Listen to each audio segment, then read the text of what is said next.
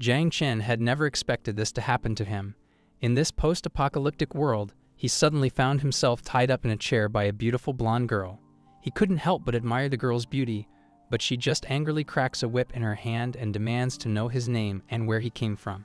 She makes fun of his girly name, and when he tries to talk back, she slams her heel right beside his crotch, terrifying Jiang Chen. When she asks him where he came from, he lies and tells her that he came from the north. Why is she asking this? Well, she brings up and drinks the can of soda that she found on him. All she wants to know is where he found it. Jiang Chen hesitates since he really doesn't know how to explain it, which makes the girl threaten to step on his crotch one more time. The girl points her gun at Jiang Chen's head and threatens to murder him, but Jiang Chen retorts that he saved her life. The girl calms down, realizing that she might be crossing the line, and puts her gun back in her pocket.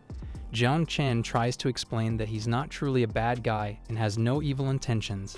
He's just from somewhere more affluent hoping to collect some useful stuff in the city. Moreover, he just saved her earlier from almost starving to death. The girl inquires and asks about what he could want from their destroyed city. All the supermarkets have been cleaned out and one wouldn't even be able to find a slice of bread to eat. Jiang Chen suggests to her that maybe they should work together.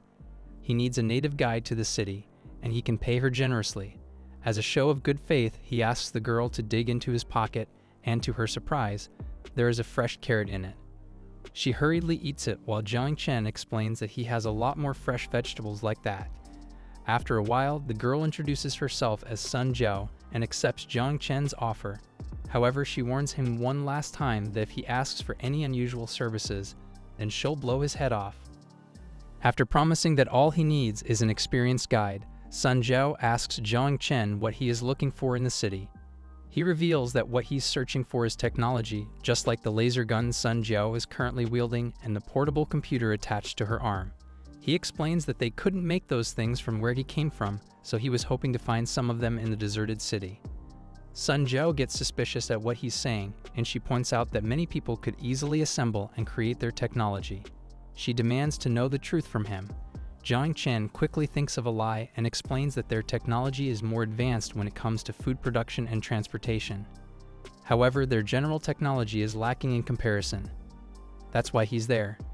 Meanwhile, Sun Jiao also lists out what she wants in exchange for helping him. Jiang Chen gets nervous because he doesn't really have any idea what currency this world is currently using.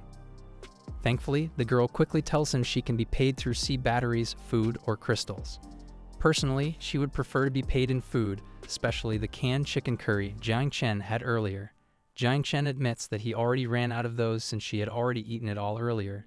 Sun Jiao quickly gets angry and threatens to stomp on Jiang Chen again. A crying Jiang Chen finally relents and promises to pay her 10 cans of food per month. He would even take care of all her meals. With their negotiation complete, Sun Jiao unties Jiang Chen from his chair. Jiang Chen announces that this current hideout they're using will be their meeting place for now. Sun Jiao didn't want to because they were right in the middle of the city, but Jiang Chen insisted that it was the perfect place for them. Zombies and foreign creatures roam the streets outside, and everything is already in ruin. This is Jiang Chen's hometown, Wanghai City, in the year 2190. He, who had just graduated from college in 2017, shouldn't even be there. However, he had just traveled through time, and right now, he had traveled to a parallel universe just like Earth, but with monsters. Never in his wildest dreams could prepare Jiang Chen for having this powerful ability. As for the reason he has this power, well, it all started a few months ago. On this typical day, a strange beam of light was flying through space and is now falling towards Earth. In Wanghai City, on top of his apartment building, Jiang Chen is on a phone call with his mom. Just like a typical deadbeat son, he's calling to ask for money again while he's still looking for a job. His mom isn't happy with him and even points out how his cousin is already working for a high-tech enterprise right after graduation. If he's having trouble looking for jobs, his mom asks him to come home to their province and just help with the farm. After the stressful phone call, Jiang Chen opens a can of beer and ponders about his life. He's 23 years old, already a year after graduating, and he still doesn't have a decent job. His drunk self notices a green shooting star streaking across the horizon, so he decides to make a wish. He wishes for a comfortable job where he can finally reach the peak of his life. He laughs out loud while daydreaming about his successful future, but suddenly, the shooting star changes direction and is now heading straight for him. He couldn't even react as the star charged at him and exploded in a fiery explosion. It may sound ridiculous, but this accident is what gave him his unique and powerful ability. After getting hit by the star, a strange symbol gets tattooed on his arm, giving him the powers of multiverse travel. A few days later, he discovered that if he absorbed 100 kilowatts of power, the spaces between the tattoos would fill up and requirements to perform a multiverse journey would be met. In addition to this world-traveling ability, the tattoo also contains an independent subspace, which is basically a storage dimension of roughly 1 cubic meter in size. Jiang Chen used his ability to visit different versions of Earth, since the butterfly effect states that any small changes could magnify infinitely and alter the course of the future. This would mean that our planet's future is extremely uncertain. This would also mean there's an infinite version of Earth where certain events changed it. On his first multiverse travel, Jiang Chen found himself transported into an abandoned house. After reading some newspapers strewn inside the house, Jiang Chen learned that he was still in Wanghai City, but it's now the year 2190. Nuclear war had ravaged the world, which produced uncontrolled mutation. He tries to look out the window to survey his surroundings, but he quickly hides as a strange, mutated creature walks past it. He realized that he might be in a very dangerous place, so he quickly multiverse traveled back to his own dimension. The tattoo was already drained after one trip, so he once again jams his fingers in the outlet to recharge it. After thinking about it, Jiang Chen discerns that there might be something precious back in the post-apocalyptic world, and he wants to explore it more. But first, he needs to prepare. He heads to the grocery store to stock up on non-perishable canned goods and other emergency supplies. After putting it all in his survival backpack, he travels back to the post-apocalyptic world. This time, the portal placed him in the middle of the destroyed city, but thankfully it was dead quiet. It seems that the zombies don't go out in broad daylight. However, he still must be extremely cautious since he doesn't know anything about this world yet. First, he needs to find a base. After walking around for a while, he spots a nearby building which looks to be the perfect space. It was separated from other structures with high walls and gates. After sneaking in, the door is locked, so he decides to go in through the window. The place looked deserted, and he was about to relax when someone abruptly grabbed his legs.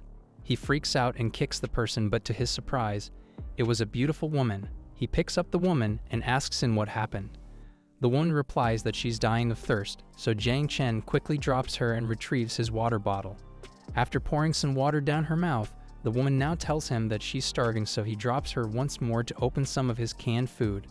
After feeding her, she quickly tied him up, which now led to his present situation. They had just finalized their partnership, and Sun Jiao is now barricading their building's front doors on Jiang Chen's orders. Even though he was just tied up earlier, Jiang Chen was thankful that he met someone with a conscience instead of a cannibal or slave trader. She asks him how he gets his supplies inside the city, but Jiang Chen assures her that she doesn't need to worry about that. While Sun Jiao continues her work, Jiang Chen's eyes wander around the room. Numerous expensive-looking paintings were hanging on the walls, but he realized that the people who painted those probably weren't even born yet, so they are worthless back in his world.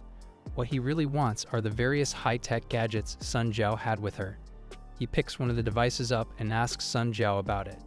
Sun Jiao explains to him that most electronic devices stopped working after the nuclear explosion, but they can still be repaired and can often be traded for useful things at survivor bases.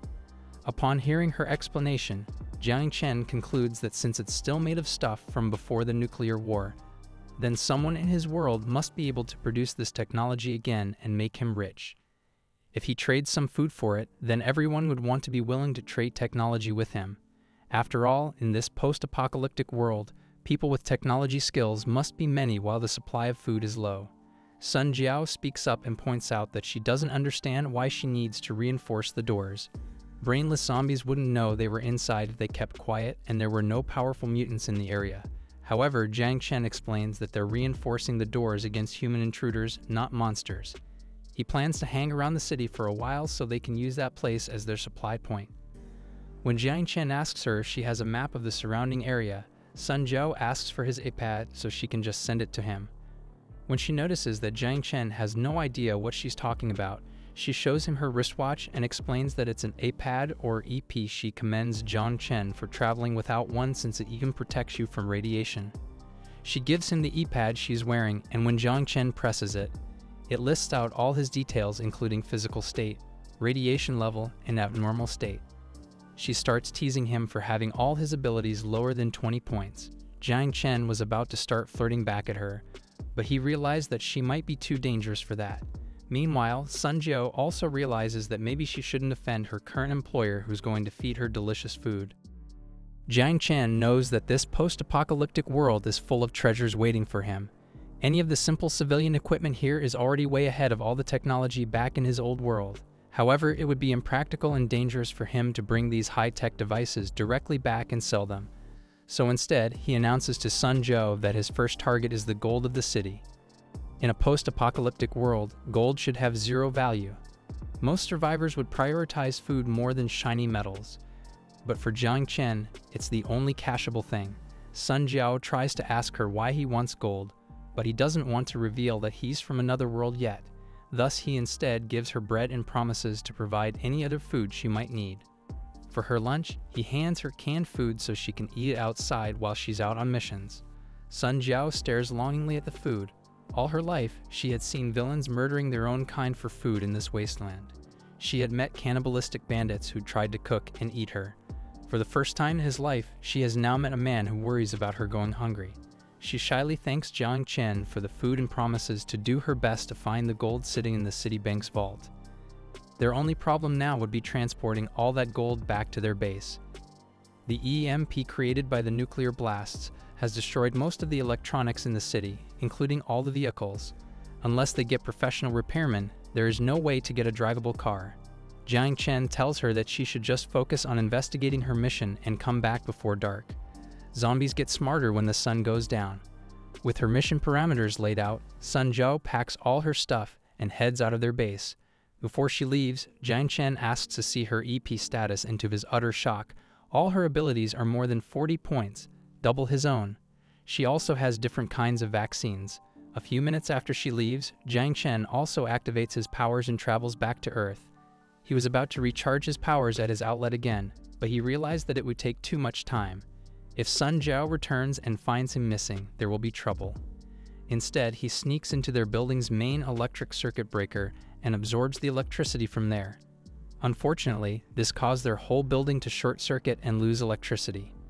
Before the angry residents could find him, he fled back to his room. He realizes that he should first find a solution to his charging problem. He can try modifying his apartment circuit, but the abnormally high power consumption would surely attract unwanted attention. He sincerely wishes that he can find something else to replace electricity as his source of power. Jiang Chen also reads through his EP wristwatch and finds out that he will need to stock it with iodine if he wants to control his body's radiation level. He tries putting some iodine tincture on it, and he happily learns that it works.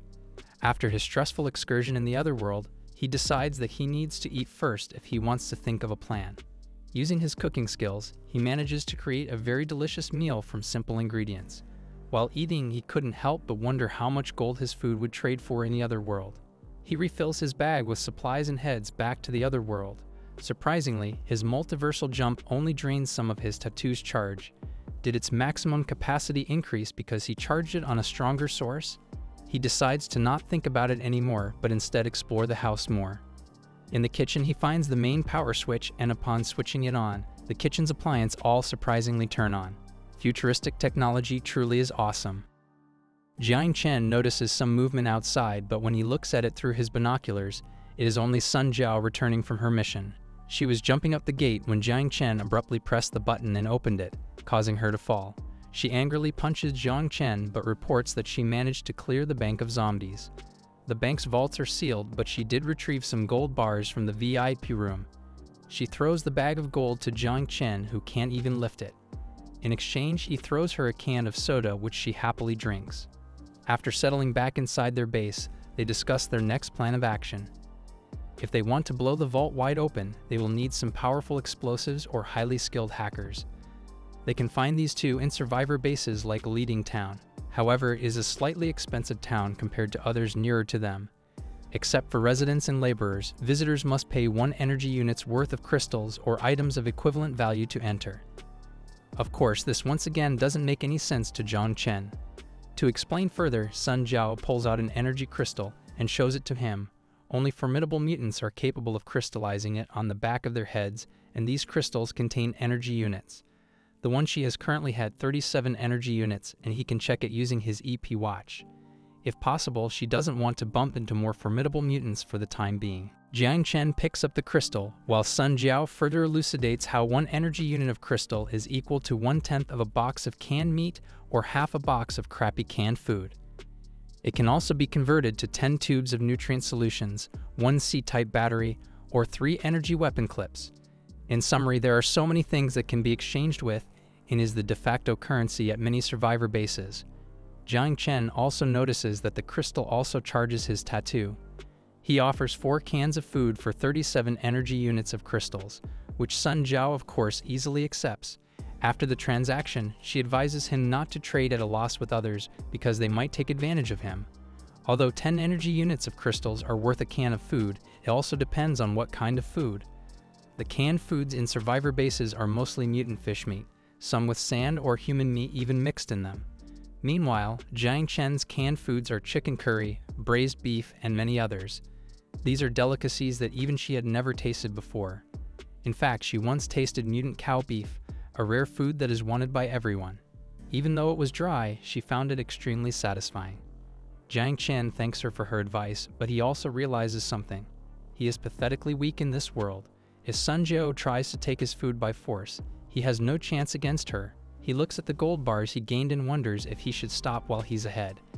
It's already a lot of treasure, and if he stays for longer, he can be made into a can of food, mutate due to radiation, or just normally die on the streets. Thankfully, Sun Jiao speaks up and informs him that since he's her employer, she will also ensure his safety and make sure he doesn't get tricked by people. After all, if he loses his wealth, it would also be a problem for her. Jiang Chen smiles warmly at her kind offer. Meanwhile, Sun Jiao gets distracted when she opens the refrigerator and sees all the food that Jiang Chen has brought with him. Thus, Jiang Chen announces that they shouldn't eat canned food all the time, so for tonight, he'll cook for her to celebrate his first employee. He hands her some tomatoes and announces that for tonight, they will be eating tomato fried eggs. In the past, Sun Jiao had lived happily with her family even though they were in poverty. Compared to the nuclear winter outside, the inside of their home was warm with her parents and little sister. She only learned later in her life that a lot of mercenary groups specifically target newly opened shelters like theirs. They took advantage of the remaining kindness that the people in the shelter had and robbed them of everything. Ever since that incident, she gradually grew up and became the qualified and battle-hardened wasteland survivor she is today. Her sad thoughts were then interrupted when Jiang Chen suddenly scolded her for chopping the tomatoes too hard. He explains to her that they should be gentle with the ingredients so that they can draw and pour their heart into each cooking process. Only then can they be rewarded with a scrumptious dish. They then feast on the eggs, and Sun Jiao can't help but point out that Jiang Chen seems to be someone who came straight out of a fairy tale. In the books she read as a child, stories where everyone lives happily, has families and friends, are called fairy tales. And Jiang Chen seems to be from that kind of place. Jiang Chen ponders her words and leaves the table. When he returns, he deposits multiple cans of beer on the table and invites Sun Jiao to drink with him. At first, Sun Jiao didn't like the taste of beer, but Jiang Chen explained that it would help them get everything out. After drinking a few cans, Jiang Chen starts telling her about how harsh Earth is. They might not have mutants, but the monster called graduation is the bane of all college students. It drains their money and will to live while forcing them to live in a completely unfamiliar city. They then must go find work and have bosses who will torture them their whole working lives. Sun Jiao drunkenly announces that with her physical stats, she wouldn't let anyone torture her. A few seconds later, they scuffle with each other, and in their drunken states, they spend the night together. The next morning, the two head out of their base. Jiang Chen looks at the overcast clouds above them and wonders if it's about to rain, prompting Sun Jiao to point out that those aren't clouds but radiation dust. Thankfully, they don't have to worry about radiation if there's iodine in their EP. They would only need protective suits when going through high radiation areas like reactors in former government buildings. Jiang Chen didn't want to go out of their base, but Sun Jiao convinced him that he needed to learn how to protect himself. That means he should accompany her to a nearby survival camp and learn about the world. As they near a zombie-infested area, she prompts Jiang Chen to hold out his weapon. Her own weapon is the laser rifle, the best option when fighting zombies thanks to its low noise and high accuracy. However, it would be better for Jiang Chen to use kinetic weapons first to familiarize himself with shooting. His assault rifle might not be the most accurate, but its power and reliability are better than laser weapons. They walk past various large mutant animals, but Sun Jiao assures him that they won't be attacked. Not all creatures are aggressive. The giant rats might be huge, but they still have an innate fear of humans. The cockroaches won't attack living things either. As for zombies, they stop moving during the day because the mutant cells on the back of their heads require a stable environment to carry out photosynthesis. The real danger to the two of them is the carnivores. They usually feed on zombies and other mutant animals, but they also eat humans. Lastly, the other dangerous enemies are other humans. If someone aims at their heads, he should fire back at once. Jiang Chen is starting to realize how dangerous their situation really is when Sun Jiao suddenly quiets him down. As they enter another section of the city, Sun Jiao mentions how something seems off. All the mutants nearby have slowly disappeared, which only means one thing. Something else more powerful is most likely around. Suddenly, a loud explosion reverberates in the distance and the sound of battle fills the air. Sun Jiao quickly runs toward the noise, making Jiang Chen shout at her that they should run in the opposite direction. However, she was already so far away that he had no choice but to follow. Meanwhile, a group of soldiers are trying to fight a building-sized mutant. They focus their firepower on the monster, but it doesn't seem to have any effect. On the other hand, just a swipe from one of the mutant's many tentacles was enough to blast one of them back onto a wall. The large mutant is called a meat mountain, and Sun Jiao wonders why such a mutant suddenly showed up here. One of the soldiers' cannons fires a rocket at the meat monster, taking out a large chunk of its neck, but this just seemed to anger the meat monster more, who lets out a terrifying roar. The soldier's cannon fired another round, this time directly hitting the meat monster in the head. Its head explodes and the meat monster topples to the ground dead. The meat monster's thick fat is almost impervious to all individual weapons, while its bad habit of hurling things at enemies makes it a terrifying foe. The soldier's anti-tank cannon is one of the few things that could destroy the big guy. Jiang Chen wonders why they need to destroy the mutant in the first place, so Jiang Chen explains that the soldiers are probably collecting crystals. Other than that, the fat of the meat mountain can be used as fertilizers or can be added to nutrient solutions. The thought of eating any part of the monster makes Jiang Chen want to barf, but Sun Jiao calls out to him and tells him to hurry up. When one of the soldiers spots them, they welcome them to their survivor base named 6th Street and ask for their gene code. Gene code is basically the unique identifier of people that the EP can show. In the post-apocalyptic world, it is used as one's ID. Many survival camps that have law and order perform an inspection of gene codes before letting people enter. This is so they can arrest criminals who have violated laws before and to ensure the safety of the camp. After the soldier checks their identity, the gate opens and the two enter Jiang Chen's first survivor camp. It was the first time he saw civilization in a post-apocalyptic world, and he can only conclude that it looks abnormal. The level of technology everyone has seems disproportionate. One soldier seems normal carrying a rifle while smoking a cigarette, while another merchant is calculating goods through a hologram computer. People with missing limbs seem abundant, but some of them use canes while others are equipped with cybernetic enhancements that are more agile than human legs. The living standards are also disproportionate. Numerous men and women looking like bags of bones litter the street. Sun Jiao explains to him that 6th Street's laws are very simple. Murder and theft are punishable by shooting, tax fraud results in eviction, and intentional harm lands one in jail. What catches Jiang Chen's attention is when someone abruptly hits one of the skinny beggars on the streets with a baton. He was just about to intervene when Sun Jiao stopped him. He angrily asks why the guy wasn't shot if murder wasn't allowed, but Sun Jiao points out that the guy wielding the baton is the inspector responsible for cleaning up corpses in the slums. She then leads Jiang Chen deeper into the base. Since they're just going to exchange some useful stuff, they should just head to the external market instead of entering the expensive inner circle. Even though the external market is filthy, it's still better than the slums. Thieves or criminals shot dead will have their bodies dragged to the farm where they will be used as fertilizers. Some of the more famous thieves would be coated in formalin and nailed on wood as a warning to other criminals. Along the way, Jiang Chen sees a group of dejected-looking girls with collars on their necks and barcodes on their chests. A merchant was selling them and bartering with robot buyers. The robot buyers then led the slave girls into a truck and sent them on their way. Sun Jiao angrily watches the spectacle and voices out how disgusted she is that the girls would probably be sent to New Ray Hotel. It might be called a hotel, but it's a whorehouse that takes pride in providing all kinds of services to its clientele. As for the slave merchant, he's probably from the force that had seized Shelter 101. A shelter is a strange establishment in the post-apocalyptic world.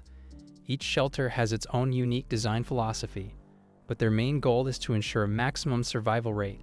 Sun Jiao was born in Shelter 071, where their design philosophy is that everything is standardized, including procedures and people's behavior. Although their lives were rigid, she was happy. Some of the shelters were not as lucky as hers. In Shelter 070, it was rumored that the design philosophy was to govern by motivating people through creating a spiritual leader. Unfortunately, it didn't even last 10 years. The spiritual leader and model of virtue abandoned his morals and converted the shelter into a tribe. He then got rid of all the males, leaving only the females as his. As for Shelter 101, where the slave merchant probably gets his slaves, it is a humanless shelter. Instead of storing humans, it stores the DNA of the elite people in the past. At the end of the lockdown period, the embryo culture tanks inside the shelter are then activated and the perfect bodies are created. These bodies then gain decades worth of memories in a short amount of time using virtual systems. The slave merchant is probably using these embryo culture tanks to produce slaves. A few minutes later, they finally reach the external market where a trading robot greets them. The trading robot's job is to evaluate the prices of goods that meet the needs of the camp. The trading robot is supposed to be emotionless, but even it is surprised when Jiang Chen shows it the items he is planning to sell. The robot scans the item and learns that the canned food is completely radiation-free, something that would be impossible in the wasteland. Not only that, it also contains what pre-war humans called fresh beef. The robot asks Jiang Chen if he has more products like this, and Jiang Chen happily replies that he does. Therefore, he was immediately treated as a VIP and was sent to their VIP room. In the VIP room, an extremely beautiful woman welcomes Jiang Chen. As Jiang Chen surveys the tea room, the woman and Sun Jiao exchange glances, with Sun Jiao smirking while the woman sighs in exasperation. An hour later, Jiang Chen and Sun Jiao exited the VIP room. Sun Jiao was disappointed that they only got 50 crystals for each can of food, but it was fine with Jiang Chen. She tries to explain to him that his food is luxury goods, meaning that they can easily get paid double for it in the inner circle, but Jiang Chen's only concern is that one crystal can charge his tattoo up to 30%. He could just get more food from back on Earth. Sun Jiao also smiles and reveals that the VIP room isn't just a place to exchange valuable goods. It's where special clients get special services. In fact, if she wasn't with Jiang Chen, he would probably get the full service earlier. Jiang Chen controls his blush and replies to her that he just wants her. In response, she abruptly kisses him. But it wasn't for the reason he thought. Someone was following them, so she pretended they were lovers to make them seem less threatening. They then head to their next destination, the clinic. Inside, the doctor injects Jiang Chen with different vaccines. These include the Type T vaccine, which will prevent zombie infections, and a multitude of gene-enhancing shots. It was a bit costly, but Jiang Chen was rich and it was a necessity.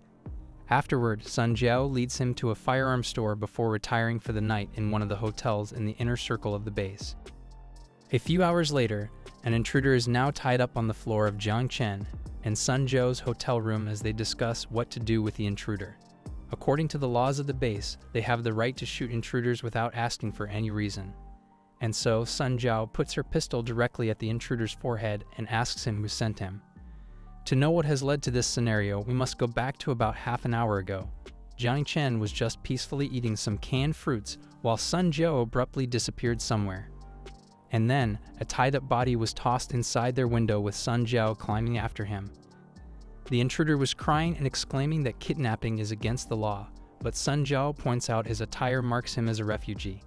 Therefore, he has no reason to be in the prosperous district where their hotel is.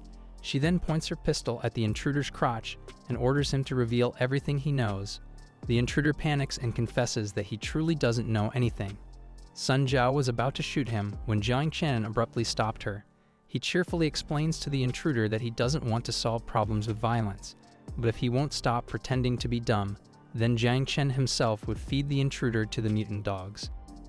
Of course, if the intruder instead chooses to cooperate, he would be willing to give him a crystal worth 100 energy units. This immediately changes the intruder's allegiance, and he reveals that it was the Ash's mercenary corps that hired him to tail them. It all started when they went to the pawn shop. The Ash's boss saw how Jiang Chen had high-quality food, which translates to a lot of crystals. Seeing the opportunity, he and his men followed them to the VIP room and continued to watch them, determining if Jiang Chen truly was a lamb worth slaughtering. They saw that the VIP room's most beautiful woman was the one who serviced Jiang Chen, which further reinforces their belief that Jiang Chen is rich. However, the presence of Sun Zhao gave them pause, so they decided to watch a little bit longer to make sure they didn't piss off the wrong guy. He orders his men to get an informant while he continues tailing the two newcomers. No matter what, they cannot make any moves within the bounds of the 6th Street Survivor base. If they want to capture Jiang Chen, then they would have to do it outside the base. The Ash's boss followed and watched as Jiang Chen visited the clinic and the firearm store. When their informant arrived, which was the current intruder, he ordered him to tail the two strangers and warn them the moment they exited the city. That would be the moment they would pounce. If they succeed, he promised to pay the informant 5 units of crystals. The Ash's boss explains to his men that these newcomers truly seem to be lambs ready for slaughter. They bought bullets and firearms, which means no powerful force is backing them up. Anyone recognizable has their own production of firearms, so if these two were part of some group, then they wouldn't have to buy weapons. Instead, they spent crystals buying ammo, so these two must be just lucky scavengers that found some treasure in the wasteland. This is all the information the intruder revealed to Jiang Chen and Sun Zhao. He would happily trade the mercenary group for 100 units of energy, since that would ensure an extravagant lifestyle for him for at least a month. He was daydreaming about his happy future when the barrel of a gun suddenly rested on his forehead and blew his brains out. It was Jiang Chen who was shaking from the murder. The trauma of murdering someone truly affected him, so Sun Zhao tells him that he should leave the murdering to her. Jiang Chen resolutely states to Sun Zhao that he can't let her do all the murdering herself. He must get used to it too. In response, Sun Zhao hugged her warmly and promised to never leave him. From that moment on, Jiang Chen realizes that he couldn't really detach himself from this post-apocalyptic world. If he must go back to Earth, then he'll bring Sun Zhao with him. They then took a shower together, and Jiang Chen couldn't help but compliment how good his body now looks after the gene shot. Afterward, they have the hotel staff clean off the body. The concierge was very apologetic for letting an intruder get past their security and offered them a free dinner. However, they quickly reject him since anything Jiang Chen cooks is infinitely better than whatever they serve at their restaurant. Jiang Chen summons rice from his spatial storage space and cooks it in a rice cooker. Sun Zhao sees this, but she doesn't question it anymore since she knows Jiang Chen won't answer it anyway. They then start the feast, with the two of them easily obliterating all the food prepared. Jiang Chen was surprised that the pot of rice, which in the past was good enough for him for 3 days, was already empty after just one meal. It seems that the gene shot truly enhances everything about the human body, including its need for nutrients. After their dinner, they start discussing once more their bank heist. Sun Zhao projects the bank's blueprint and tells Jiang Chen the details. The bank is in a prosperous district of the city, meaning that its zombie density and radiation levels are extremely high. Moreover, the place is haunted by a dangerous mutant species. Sun Zhao continues her explanation, but she notices that Jiang Chen isn't listening. Instead, he was staring intently at the piece of technology creating the hologram. It looks like a normal pen, but Sun Zhao explains that it's a computer hologram. It's not as reliable as a wrist computer, but its performance is far superior.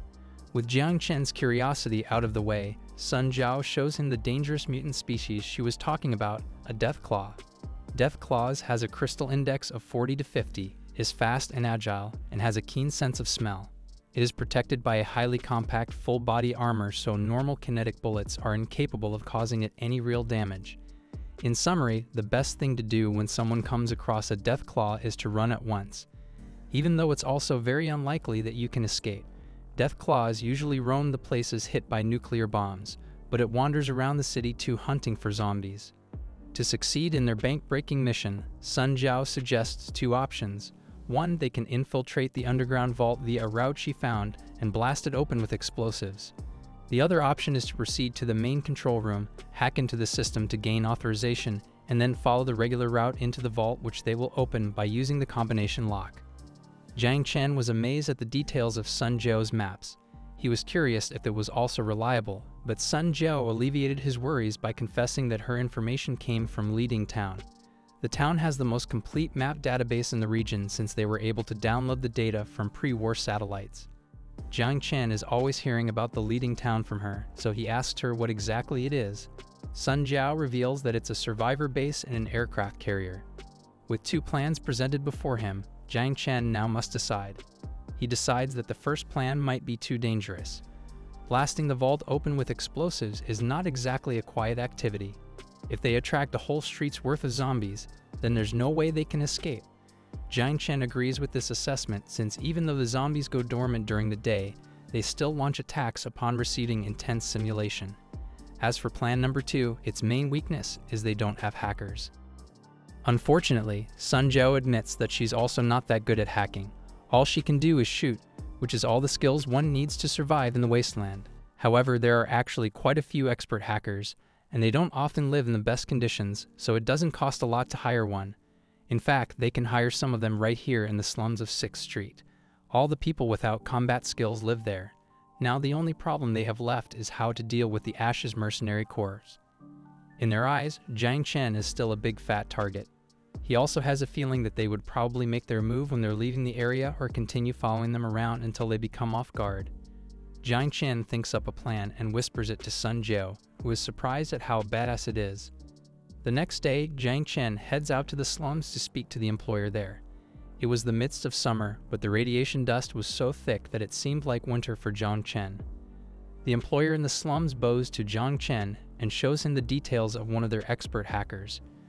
Reading through the candidate's details, he noticed that it was the vice president of a pre-war technology company.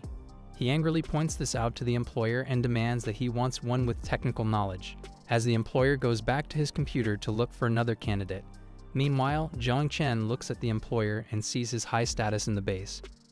The employer is also the boss of a canned food company, so he has a high influence. Jiang Chen decides that he'll buy the can factory in the future so that he doesn't have any more trouble with his food supply. He had to scrape off the production dates on the canned food he bought from Earth so nobody would get suspicious, but if he had his own factory, then he wouldn't have to do that anymore. Jiang Chen walks nearer to the fence surrounding the slums, and a few minutes later, the employer approaches him. He hands him a stack of papers with information on the technical experts they currently have. Jiang Chen reads through the papers and notices one peculiar thing. He asks the employer why all these people seem to be ex-convicts. The employer nervously laughs and apologizes. However, that's something he couldn't change. The employer explains that every person in the slums receives a subsistence allowance from the government of 6th Street, meaning they are technically the property of the base. The only ones permitted to be sold outside are either the worthless individuals incapable of labor or criminals. However, he assures Jiang Chen that the criminal will follow his every command. They will put an electronic collar on the employee which will explode if they don't follow their master's command. Jiang Chen realizes that he has no other choice, so he reads through the papers again.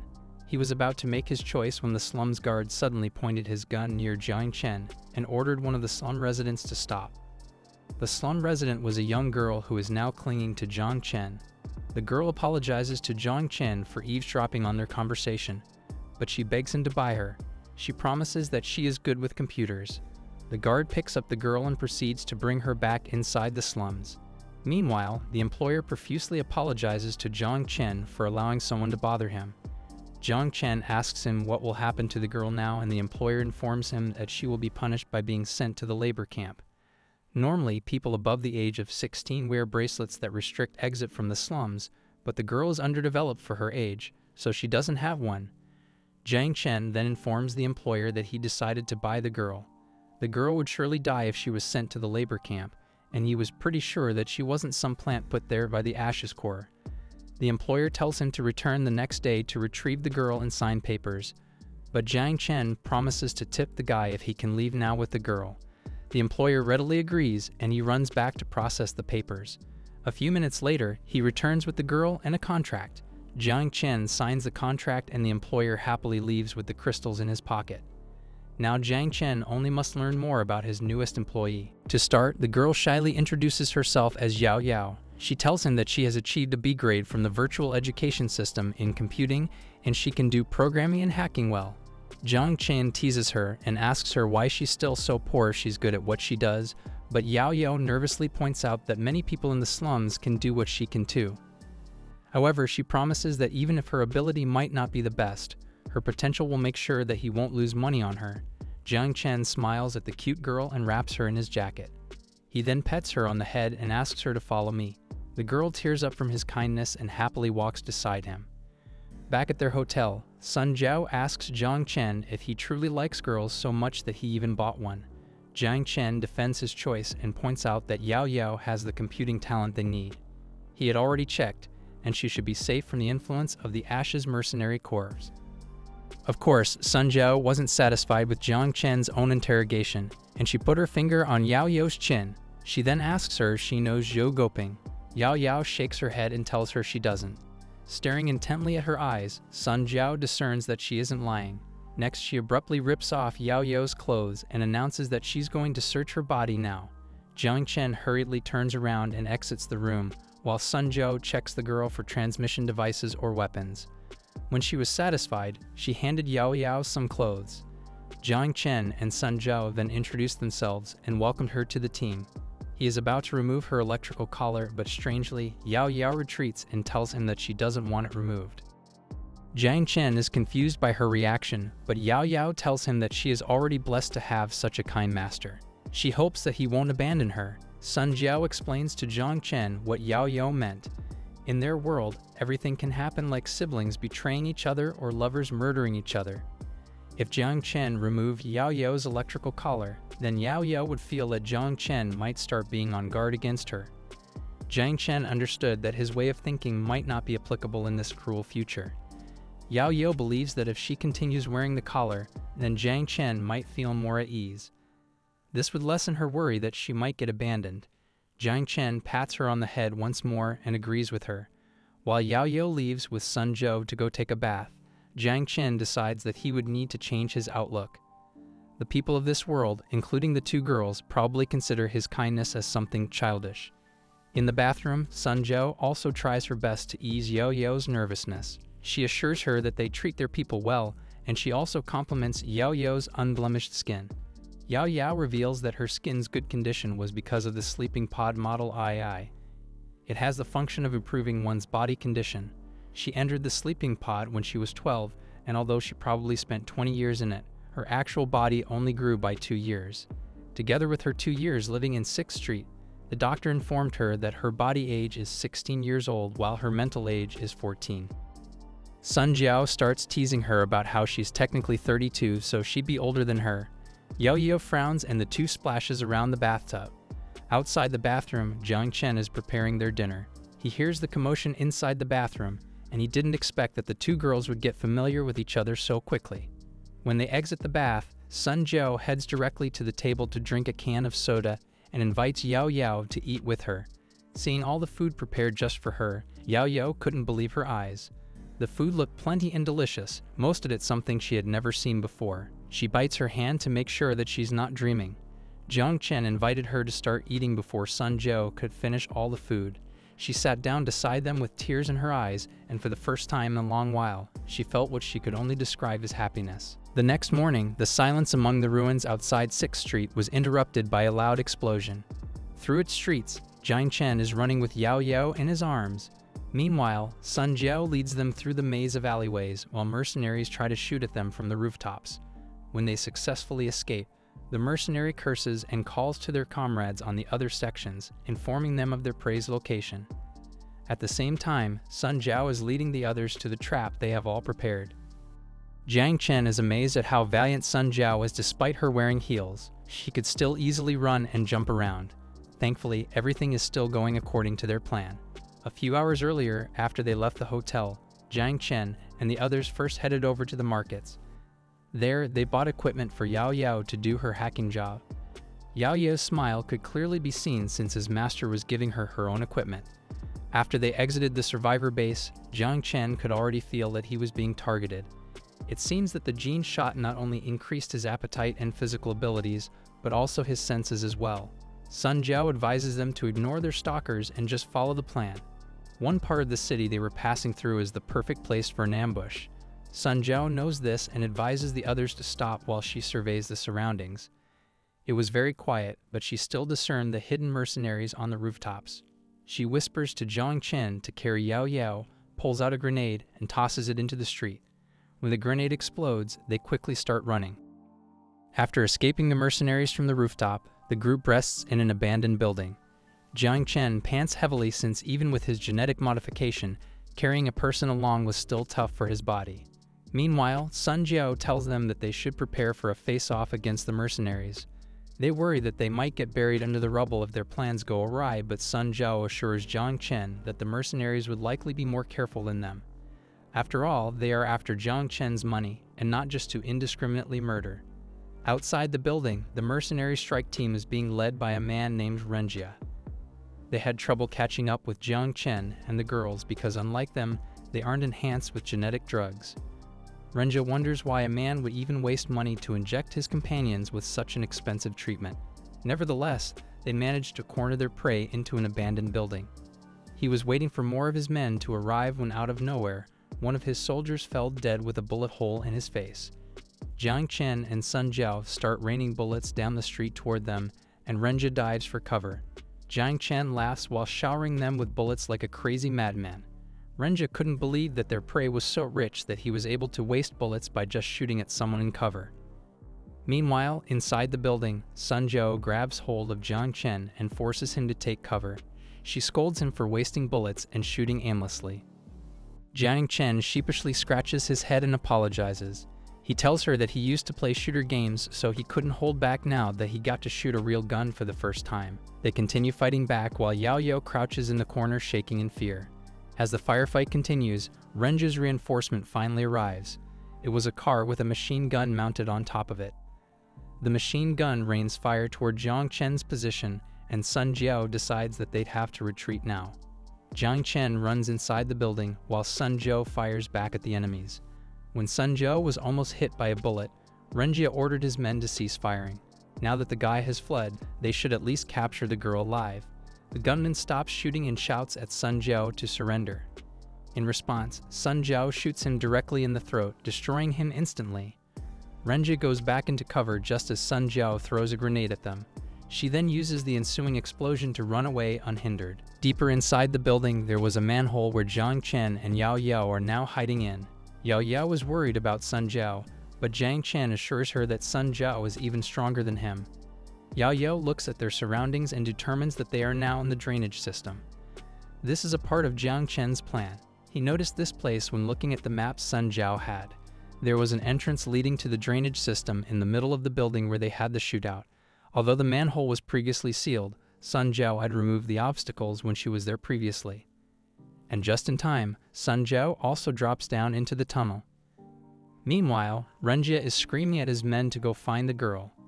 They were baffled since their foes seemed to have just disappeared into thin air. He orders them to carefully scout the whole building.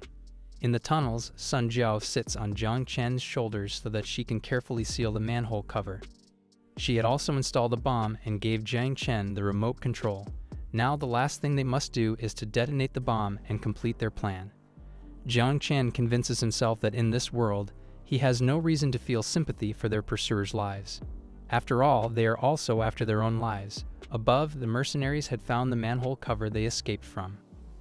Renjia and his men crowd around the manhole cover as they attempt to open it up. They couldn't let their prey go since they had already lost a lot of their own men. One of the soldiers spots a bomb wrapped around the column of the building, and he tries to warn his boss. However, Renjia was too caught up in his plans for revenge. The soldier runs away from the building just in time because down below, Jiang Chen presses the detonator. Simultaneously, the bombs in the abandoned building and in the manhole cover explode, causing the whole building to collapse and crushing everyone inside. Back in the tunnels, Jiang Chen and the others continue their journey towards the bank.